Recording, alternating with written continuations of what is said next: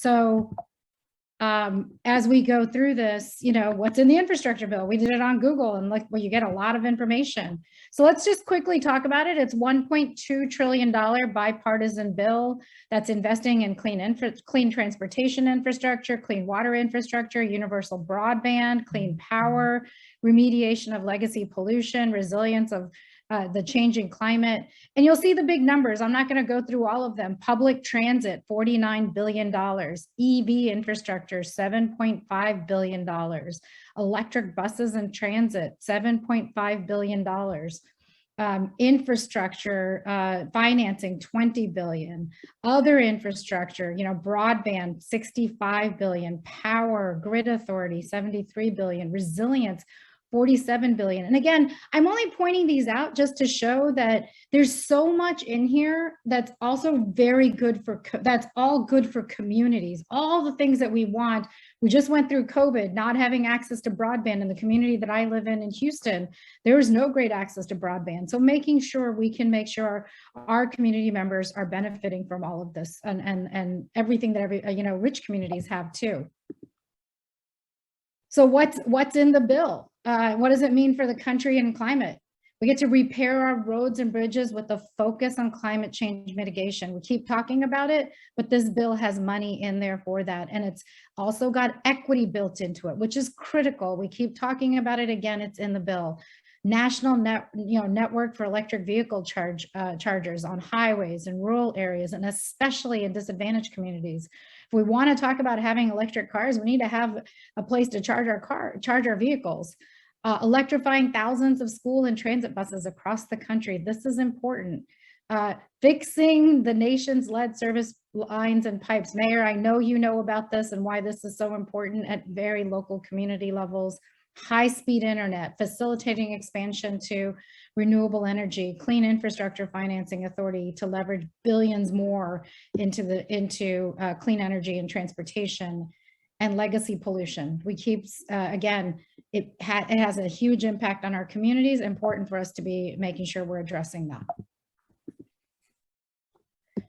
So let's just quick summary, significant investments.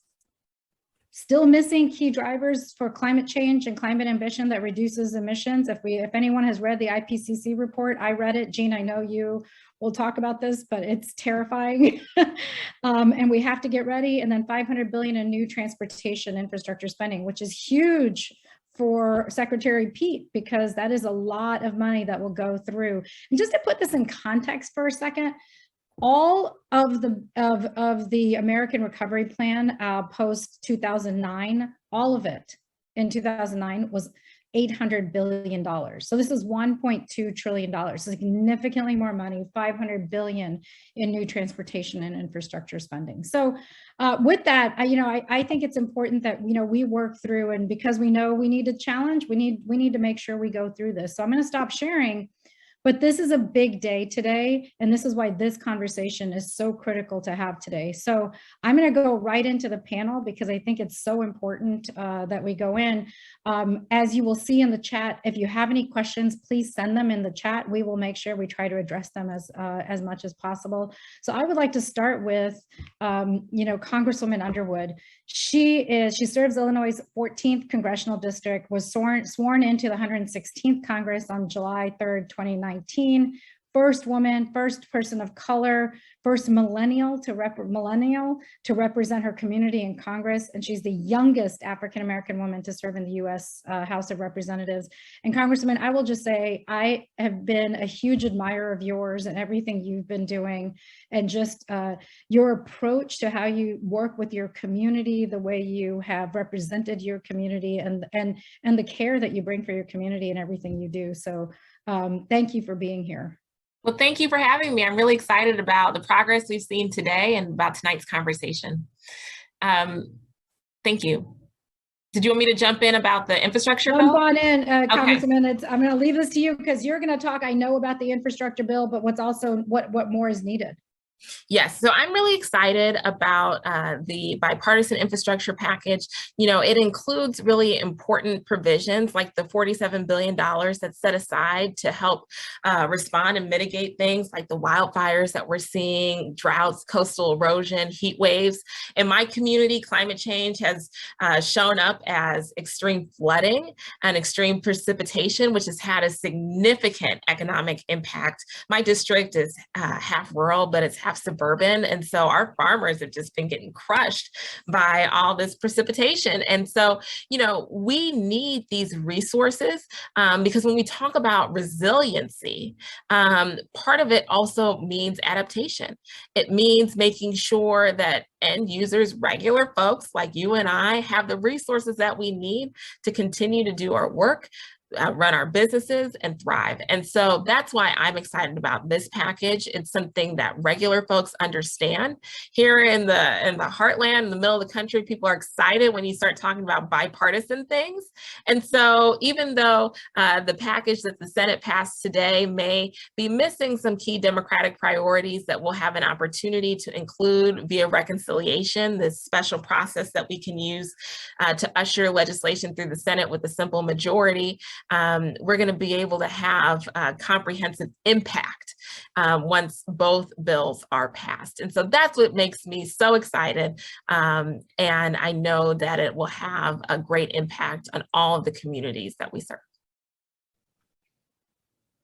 Yeah, Congresswoman, and thank you for your leadership and everything. And I know you all take it up in the House now. So really looking forward to this conversation on what else we could be working on and how else the community can also support the work that we need to do still in getting the bill passed through both houses.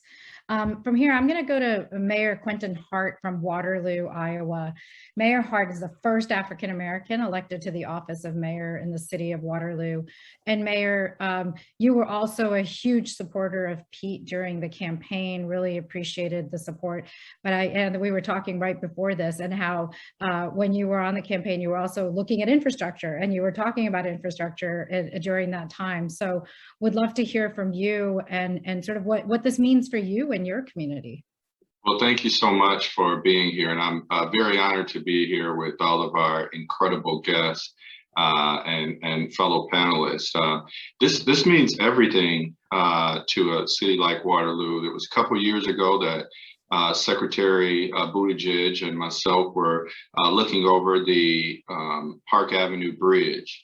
And I'm telling him, I have no idea how we're going to be able to pay for this bridge. It's the second bridge within our city that are ranked within the top 100 worst bridges in the entire state. So we were fortunate at the time to receive some seed money a couple years ago, but the challenge is it was not enough money to actually work on this bridge. And so now with this infrastructure package coming, it gives us hope and optimism that we'll be able to deal with our aging infrastructure. And, you know, to the Congresswoman and everyone on this panel, when you take a look at our roads, I've never hit a Democratic pothole or Republican pothole or independent pothole.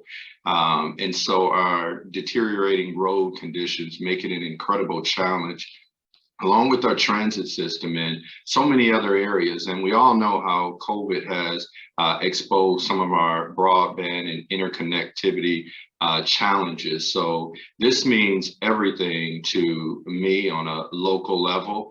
And I'm looking forward as we go on within this conversation to talk about some of the local impacts to our city and how we can shape for the future for a better tomorrow with our infrastructure. But I'm glad it's in very capable hands with the secretary, and I'm thankful to the administration for collaborating and working together to bring this forth.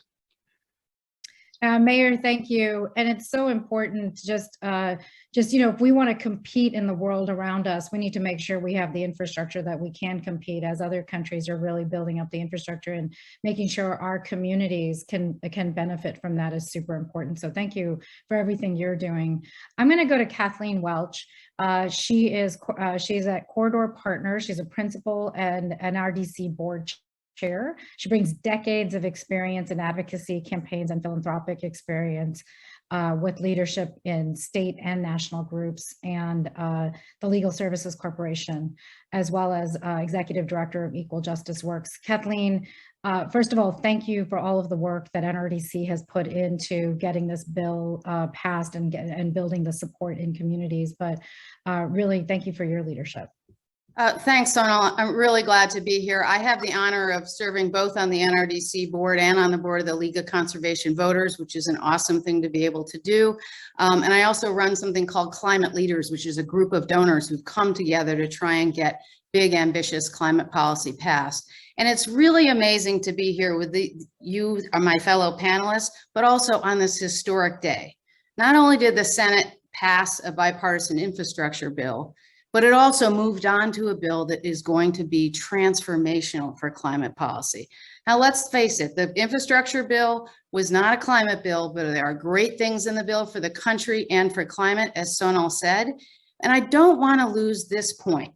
It not only is it a critical first step, but for the first time, both parties, Democrats and Republicans, have acknowledged that we must do something about climate change and that it's going to cost real money. 50 Democrats, 19 Republicans voted for this bill in the Senate, which is astounding symbolic progress. It wasn't long ago that the Republican caucus was largely made up of people who denied the science of climate change. But obviously it's not enough. The package is missing key drivers, as Sonal said. And now's the time where we move on to a debate on a budget bill that includes transformational policy.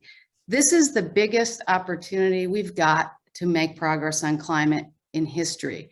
So the way I think of today and the way I think of this moment is that this is it. This is what the climate movement has been building toward for over a decade.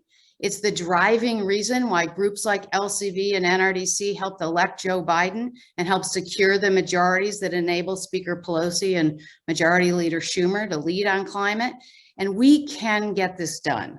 The IPCC report yesterday, which many of us found sort of gloomy, said to us, we must get this done. So I'm hoping we can spend a little time tonight talking about what that looks like and how all of you can help get it done.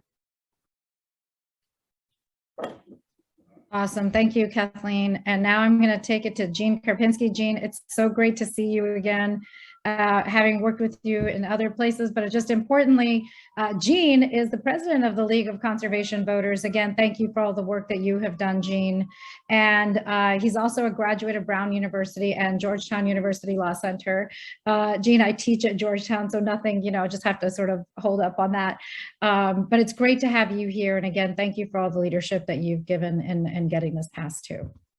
Great. It is an historic time, as Kathleen said. We also keep score. We do the scorecard. And guess what? Congresswoman Underwood had 100% 2020 score, of course. We also do more politics than all the other environmental groups combined. Here's our report on our 2018 elections report, helping flip the House, and featured on the front page is Congresswoman Lauren Underwood, because we made investments in 2018 to help flip the House. We made historic investments with Kathleen's leadership in 2020 to help flip the Senate and to help get a president in the White House who had the strongest climate plan we've ever seen. So now we have this historic moment. And the infrastructure bill that just passed in the Senate is a big first step, some historic investments as you laid out. But as Kathleen said so sharply, it's not enough. And so, yes, we need to pass that. But at the same time, we also need to pass a much more ambitious, frankly, reconciliation bill that's going to make even bigger investments in the future in terms of tax credits for all the emerging technologies, in terms of investing in clean energy in ways that will far surpass, frankly, what's in the infrastructure bill. But together, they can create the new clean energy economy. As President Biden says, climate change is about jobs, jobs, and jobs. It's also about justice, and it's about health. So climate, justice, jobs, and health, that's what we need to do. This is the moment. We need to get it done. One more piece of optimism. Last week, by the way, I got my first trip to the Biden White House on the South Lawn, and there was Secretary Pete celebrating President Biden's announcement of this ambitious, again, historic moment to make progress on clean cars and clean trucks. So another piece of what's going on in the new administration with the help of the new Secretary of Transportation to make progress on climate change to help save our planet for the future. Jean, thank you. And thanks to all of you. I wanted to start with the first question and a fairly general question, to be fair to all of you, but to talk about, what does this bill mean for Jean and Kathleen, specifically for the climate, for Representative Underwood and Mayor Hart? What does it mean for your communities? So Representative Underwood, let me start with you. What does it mean for your communities to have this bill passed, and how does it, what is it going to do for them? So this bill is huge for my community. I represent, as I said, suburban and rural communities outside of Chicago. I have the second largest city in the state, Aurora, Illinois, in my district, and I have a town of 100 households.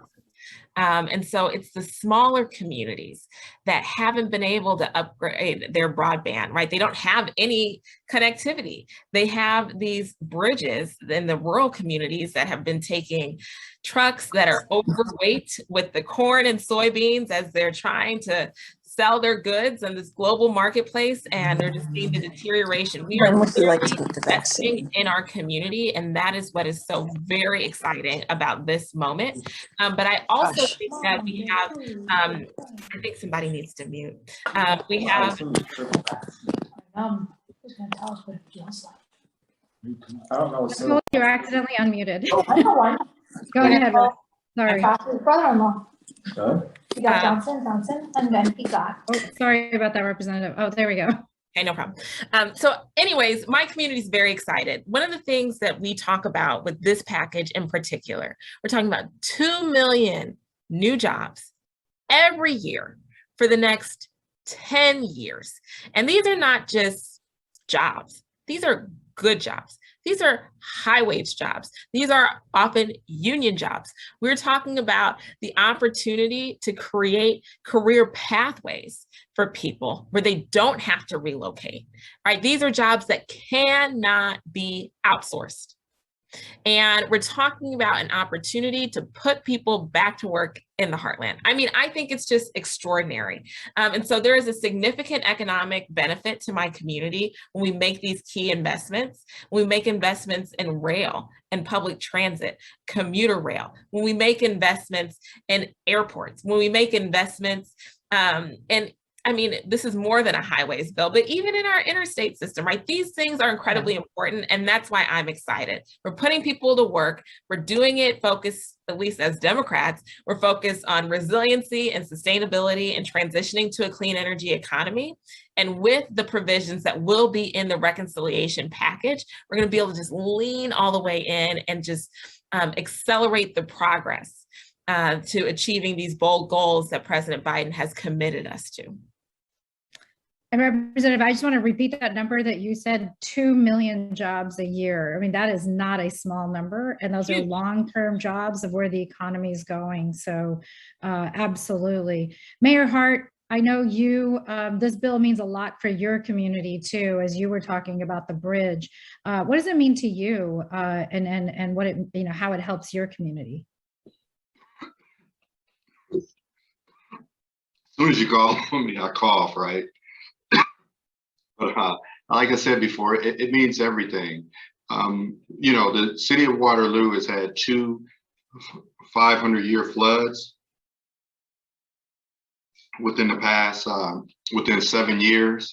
And today we are actually in the state of Iowa, unfortunately, celebrating the eve of the derecho, which was the largest inland hurricane that we've had that decimated parts of our sister cities along near Cedar Rapids. And, you think about the crops, you think about the devastation. So with having a mindset that focuses on climate change, I'm hoping that we could reduce some of the overall negative impacts that we may be doing as a country. Number 2, building resilient infrastructure. That's very important with a common sense approach, right? And that means once we put back in levee walls, we can do them in a more sensible approach. So we're looking forward to that common sense approach to doing that. Number 3 would be overall environmental justice.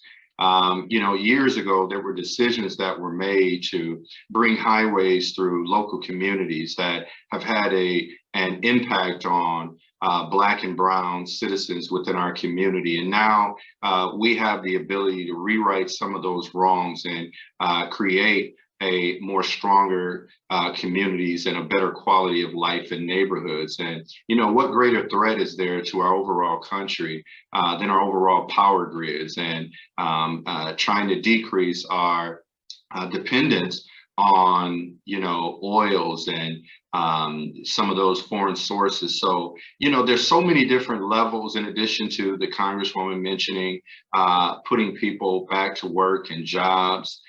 There's so much upside to this, and we have the overall future in our hands right now. So we're looking forward to it. It means everything to us. They say if you fail to plan, you plan to fail. So we've been planning for the last year or two to be ready for this. So we're excited about the possibilities. Thank you, Mayor. And I think it's important. And I think for your community also, as you had mentioned earlier, broadband is a huge part of this. And I know for both you and Representative Underwood, the rural communities are also part of this bill, which is important. Kathleen and Jean, I'm gonna ask you more on the climate side of this question, because, you know, what does it mean for the climate? We know what inaction looks like. What does this bill mean for action on the climate? And specifically, are there things that, you know, we should be paying attention to? And if you don't mind, both of you also answering, like, how can people help? What can we do to get this bill through? Kathleen, I'll start with you. Sure. Well, I can't, first of all, thank you, Representative Underwood and Mayor Hart. Hearing how this impacts your communities and so many all over the country, that is what matters here. I mean, this is real money for real things that will help people immediately, and that's critical. I think from a climate perspective, there are a couple things to keep your eyes on in this bill. Number one, this is the first recognition, really, in a very significant way, that we have to deal with resiliency and adaptation, and we have to build the infrastructure we need to deliver clean power. So those dual things, unfortunately, the IPCC made it clear we got to do both, and this bill begins to acknowledge that with bipartisan support.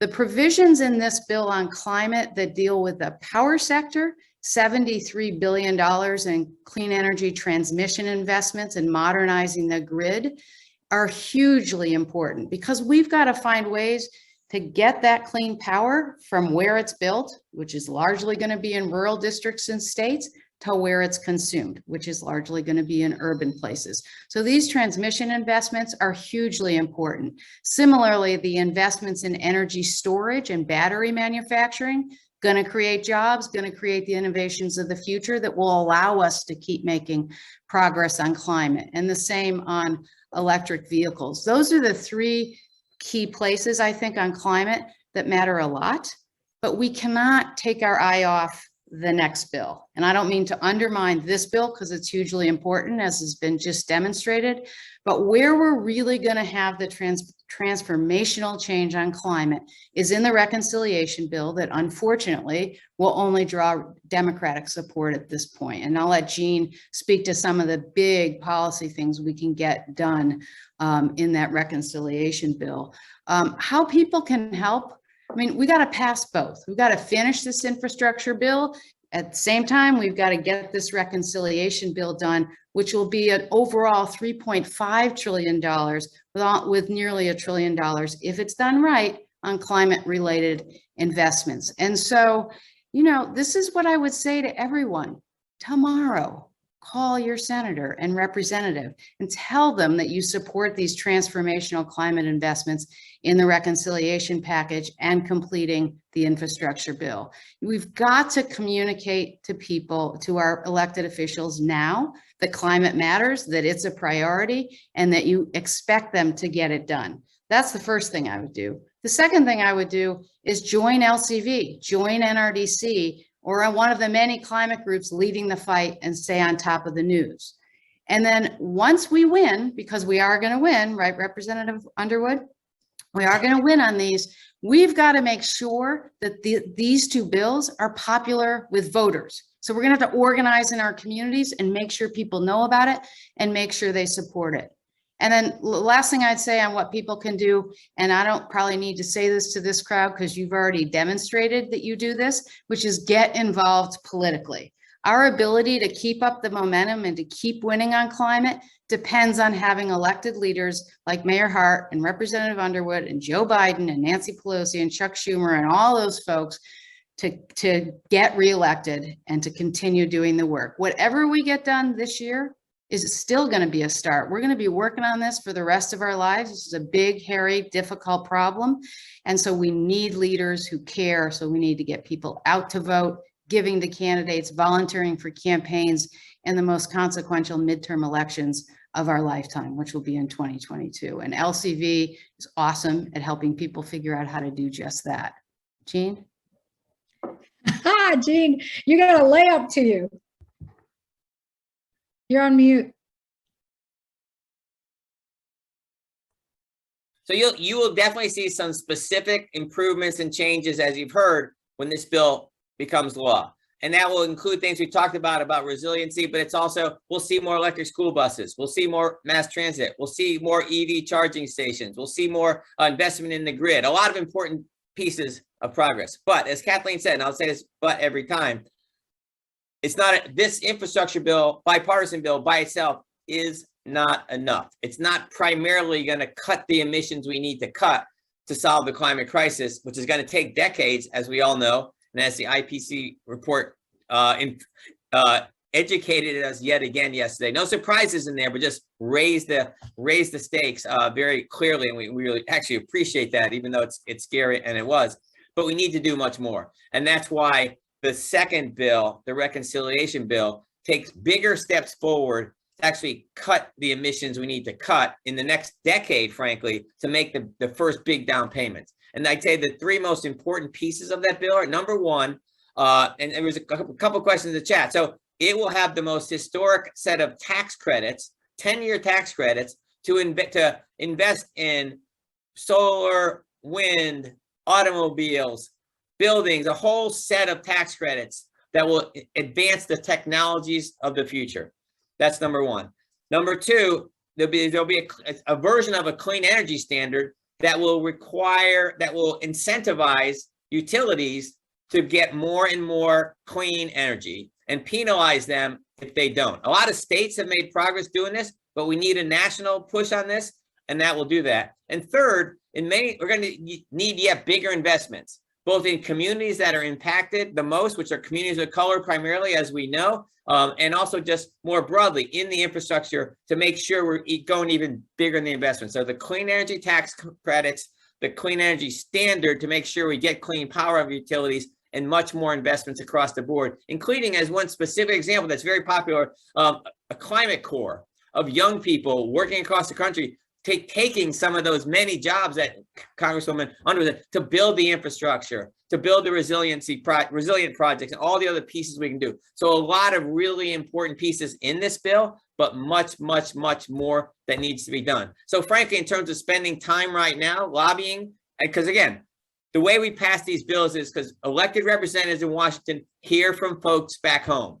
The lobbyists in DC, they're pretty darn good with their facts and figures. They can state the case, but unless people hear from back home, stuff doesn't get done. So in this moment, we're not worried, frankly, right now about passing the infrastructure bill through the House. In fact, it's not going to go through the House right now. Nancy Pelosi, to her credit, has made it clear, I'm not going to pass the infrastructure bill until we also pass the bigger bill and do them both together. So the next phase tomorrow, hopefully, knock on wood, the Senate will pass the outlines of their reconciliation bill. $3.5 trillion. It's going to be Democrats only. Republicans won't go for that because it's going to have to be paid for by repealing tax cuts on the wealthy, tax cuts on corporations. It's going to be paid for in ways to repeal the Trump tax cuts from 4 years ago. So it'll be a Democrat only bill that will be voted on this week. But then people, as Kathleen said, need to hear back home to feel good about. When you vote for something that's positive, you need to be rewarded for that back home. You know, a lot of us worked on this issue 12 years ago, and a bill passed the House on both healthcare and on climate. people went back home and got beat up for it, and they felt bad about it. We have to make people feel good about creating those jobs in the future, solving the climate crisis. So people need to hear from back home, get patted on the back, and then when they come back in September, actually pass the reconciliation bill through the Senate, and then pass both bills through the House after that. So there's a lot of steps in this process, but a lot of progress, historic progress has been made in the last day, literally, to make these big investments, but they're just a down payment. The bigger efforts on solving the climate crisis will be in reconciliation, and that needs to go through the Senate first. So thanking senators who have already done some good votes, but the vote on reconciliation, which we think will happen either tomorrow or the next day, is the next big step for the Senate. When they go back home, they need to feel good about it, and the House members need to say, hey, do that same thing. $3.5 trillion, and it's not all about climate. It's also about healthcare, home care, child care, a lot of other great progressive things in that 3.5 trillion, but that is the fundamentally much more significant investment to help solve the climate crisis. So it's a two-step process here, and people need to hear from back home. And by the way, if you want to, one other thing you can do, I'll put in my LCB Action Fund. If you want to support candidates who vote well on the environment, you go to a place called Give Green. It's a website that NRDC and LCB Action Fund support.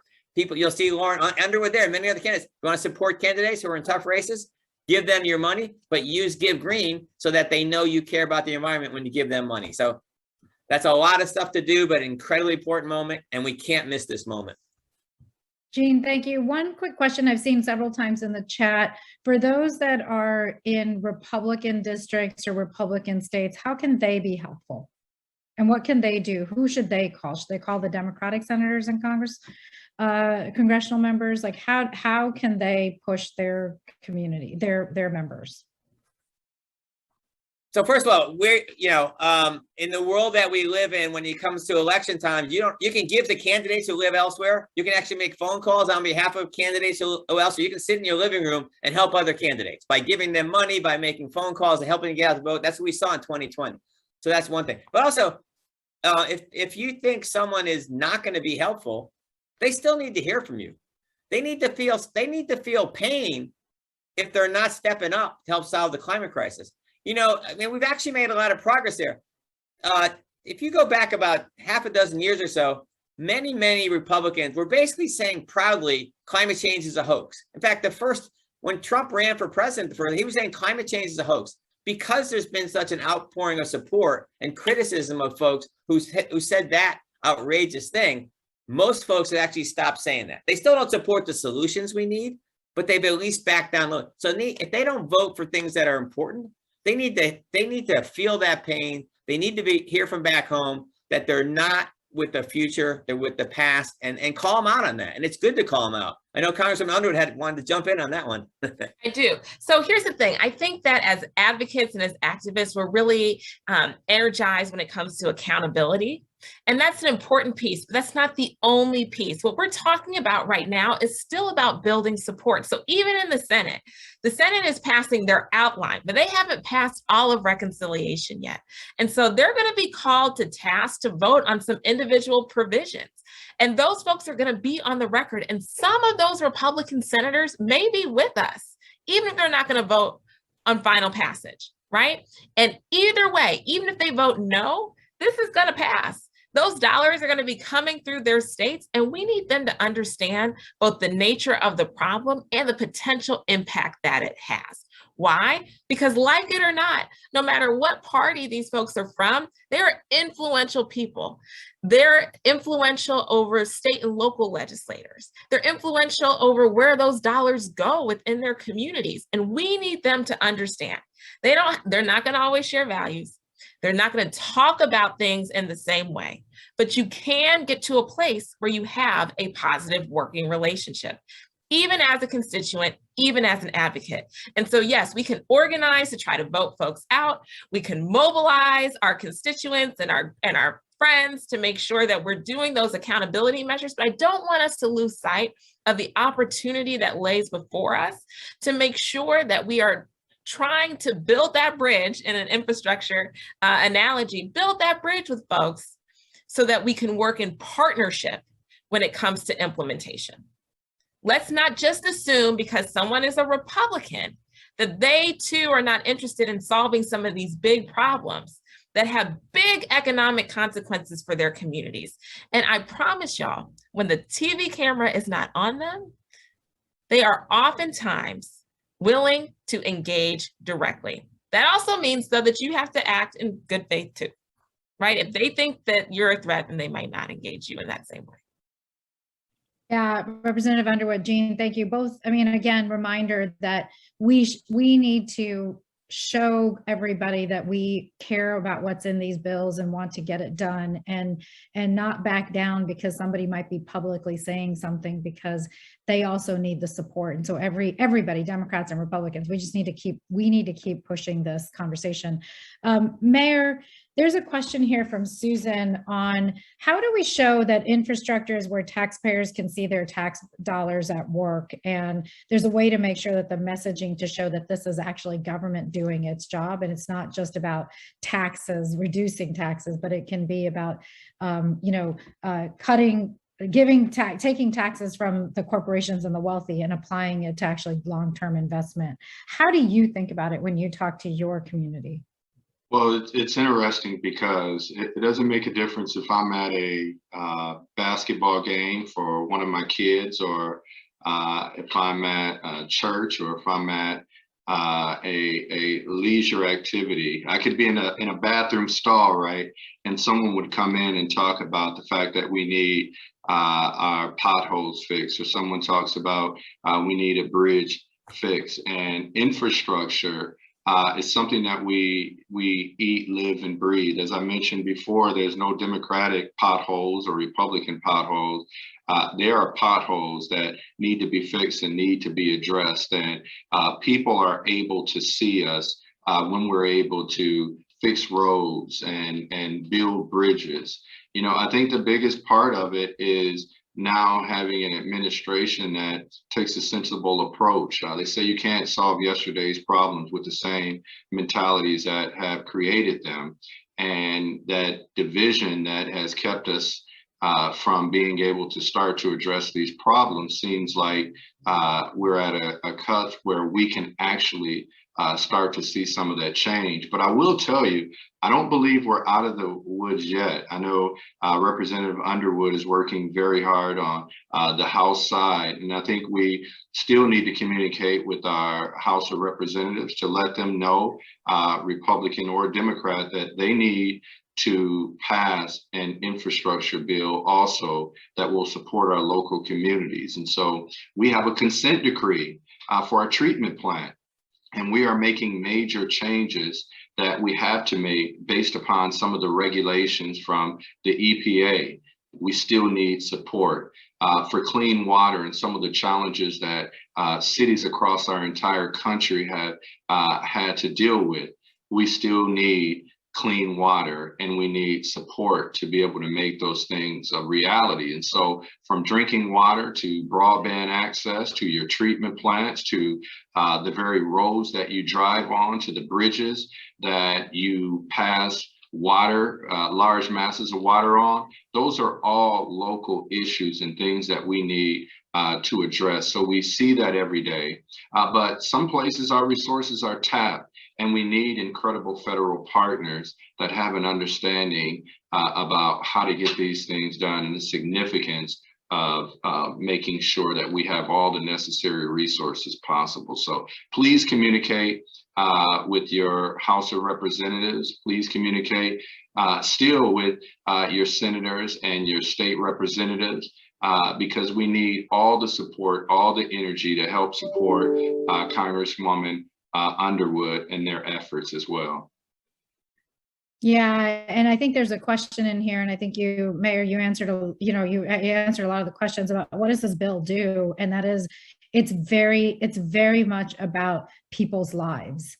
It is about having access to clean water. It is about having access to broadband. It is about having roads and infrastructure to get to work, but it's also building, fixing the grid to make sure that it's working. I mean, people like me who lived in Houston this past winter when the grid went down and there was a freeze, like it's important that this works in all of our communities. And it is equity also, investing in communities that have not gotten the investment and making sure we're actually making that as a first part. So one more question to all of you. What does it mean for us in the United States to rejoin the Paris Climate Agreement, and why does it matter? So Representative Underwood, let me start with you on this.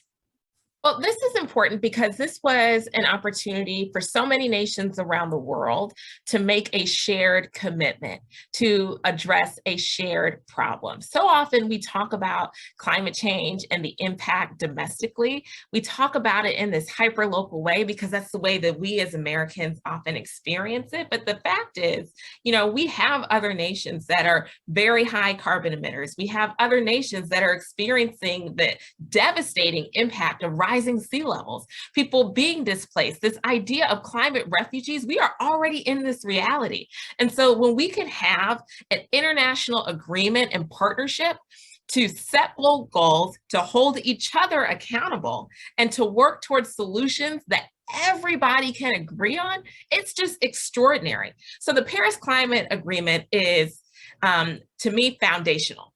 Right. And we're so pleased that we have a president that is willing to, you know, obviously recommitted the United States towards those goals. You know, he submitted a budget that was in alignment with those goals, you know, is encouraging the Congress to continue to lean in on bold climate action legislation.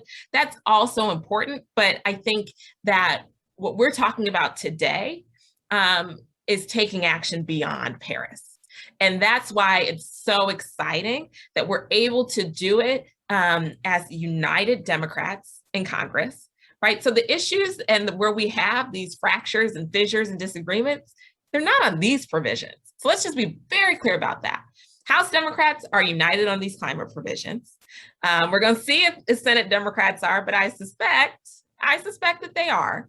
Kathleen and Jean can tell us better. And I think that we have an opportunity to really demonstrate to the electorate, who's very clear about this as a priority, that we meant what we said when we said, if you put Democrats in charge, we will deliver.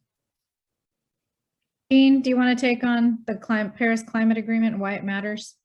Well, look, climate change is an international problem, and we're one of the biggest contributors. In fact, historically, we're the biggest, but we alone can't solve the climate problem. So the historic agreement in Paris was fantastic at the time. Kathleen and I were there. We got to celebrate that, but that's not enough. As Congresswoman said, we need to go much further than that. The next big international conference is in Glasgow starting in early November. We need to go to that conference, and we've stepped up, and we're doing way more than we committed to back in Paris. We actually, you know, President Biden committed back in April to get 50% cut in carbon pollution by 2030. That's a big step forward. By passing these two bills we've been talking about and making progress on clean cars like they announced last week, that's how we're going to get there. So between now and November 1st, we need to pass these bills, make more progress, then go to the next big international conference in Glasgow in November and say, look, we've stepped up even more, and challenge the rest of the world to step up even more. Because that's what the report from yesterday was all about. We're doing some pieces, but we need to step up in such a bigger time and a bigger moment. We, the United States, needs to lead that effort. And not only is it right for the planet, it's right for our economy, it's right for our health, it's right for our future, and it's a way to get people energized and mobilized. So we have to do it, and we need to be a leader again rather than the laggard. And between now and November, all the pressure's on us to show we can step up, take big steps, go to the rest of the world in November and say, look, we're stepping up more, and now you need to do the same thing. Kathleen, Jean, thank you, and to both you and Representative Underwood, because it is important. Climate is not, it's not our country versus another country. Air moves and water moves, and we have to make sure we're doing this all together, and it's important to do that. Kathleen, final question. You talked about there's a lot in the bill on resiliency and adaptation. Can you give us a little bit more of what that means? What does it mean to do resiliency and adaptation at community levels? Well, it means building buildings that are resilient to flooding and to severe storms. It's about it's like habitat restoration. It's about the whole way we think about the built environment It's about, I'm looking out my door right now. I'm about 50 yards from the sea. The house I'm standing in will be underwater in 10 years. Unfortunately, this is a rental house, so I don't care, but I care about what happens to local communities. And if we don't start building buildings and dealing with our cities in a way that can adapt to rising sea level, we're going to be in very, very big trouble. So that's one thing. That's one piece of what we need to do. And I don't think we have that down as the Congress or as a community about all that needs to be done. Whatever we do now is just going to be a first step. If I could say one thing, Sonal, before we conclude, because I wanted to add something to Congresswoman and Jean's last comments, which is when I started out, I made a comment that this is our moment. And I don't think it's overstating it to say that the future of the global effort, which is absolutely essential, and this must be a global response, really hangs on our ability as a country to deliver results in the next few months. If we don't get this legislation done, President Biden is going to go into Glasgow with very little to deliver. And we've lost a whole lot of trust globally over the last 4 years.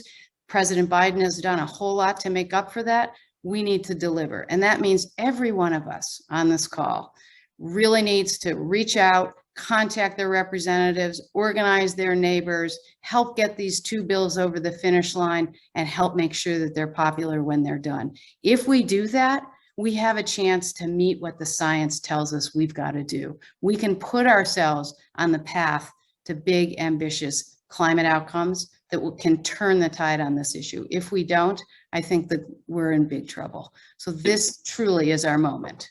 Hey, Sonal, can I just conclude too? Please, Mayor, go ahead. I know Paris and Waterloo are kind of distinct differences, but I just want to say to acknowledge that climate change is not a hoax, to me, is very important. So we need to lead by example. We need to support communities that are trying to do that, and also add some technical expertise to smaller communities that may not have the resources to put in the type of plans that are necessary. Number 2, resilient infrastructure is important, and building our resilient infrastructure better. Real quickly, we had a skate park that was in a floodway. We couldn't get money unless we built it right back in that floodway.